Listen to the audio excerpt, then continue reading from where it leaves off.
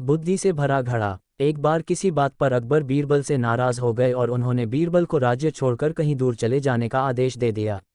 बीरबल ने अकबर के आदेश का पालन किया और राज्य छोड़कर चले गए। कुछ समय बीतने के बाद अकबर को बीरबल की याद आने लगी। कई महत्वपूर्ण मुद्दों पर बीरबल का मशवरा अकबर को निर्णय लेने में मदद करता था। इसलिए बीरबल के बिना निर्णय लेने में अकबर को असुविधा होने लगी। आखिरकार उन्होंने अपने सैनिकों को बीरबल को ढूंढने के लिए भेजा। सैनिकों के कई गांव में बीरबल को ढूंढने का प्रयास किया, लेकिन बीरबल नहीं मिले। कई जगहों पर पूछताछ करने के बाद भी बीरबल का पता ठिकाना नहीं मिल सका और अकबर के पास सैनिक बैरंग लौट आए।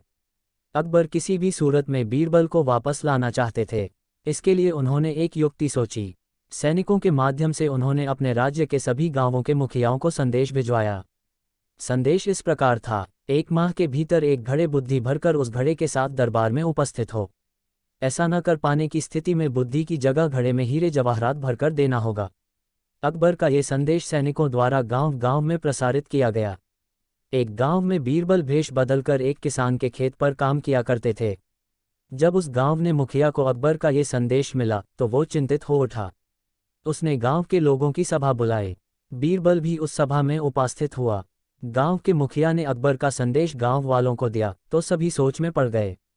तब बीरबल ने मुखिया से आग्रह किया, महाशय, आप मुझे एक घड़ा दे दें, मैं उसे इन महीने के अंत तक उसे बुद्धि से भर दूंगा। मुखिया के पास और कोई चारा नहीं था। उसने एक घड़ा बीरबल को दे दिया। बीरबल वह घड़ा लेकर किसान के उस खेत पर चला गया जहां वह काम किया करता था। वहां उसने कद्दू उगाए थे। उनमें से ही एक छोटे से कद्दू को उठाकर उसने घड़े में डाल दिया। कद्दू अब भी अपनी बेल से लगा हुआ था। बीरबल उस कद्दू को नियमित रूप से खाद पानी देने लगा और उसकी अच्छी तरह से देखभाल करने लगा, जिससे धीरे धीरे कद्दू बढ़ने लगा। कुछ दिनों बाद कद्दू का आकार इतना बड़ा हो गया कि उसे घड़े से बाहर निकाल पाना असंभव था। कुछ और दिन बीतने के बाद जब कद्दू का आकार घड़े के आकार जितना बड़ा हो गया, तब बीरबल ने उसे उसकी बेल से काटकर अलग किया। घड़े का मुंह कपड़े से ढकने के बाद वह गांव के मुखिया के पास पहुंचा और वह घड़ा उसे देते हुए बोला, ये घड़ा बादशाह अकबर को दे देना और उनसे कहना कि इसमें बुद्धि भरी हुई है।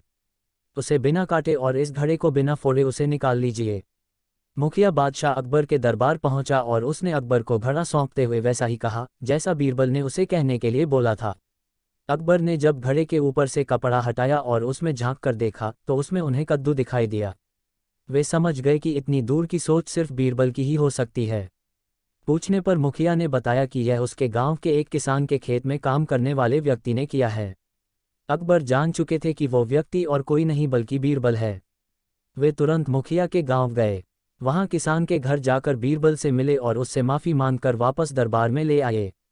सीख हर समस्या का कोई न कोई हल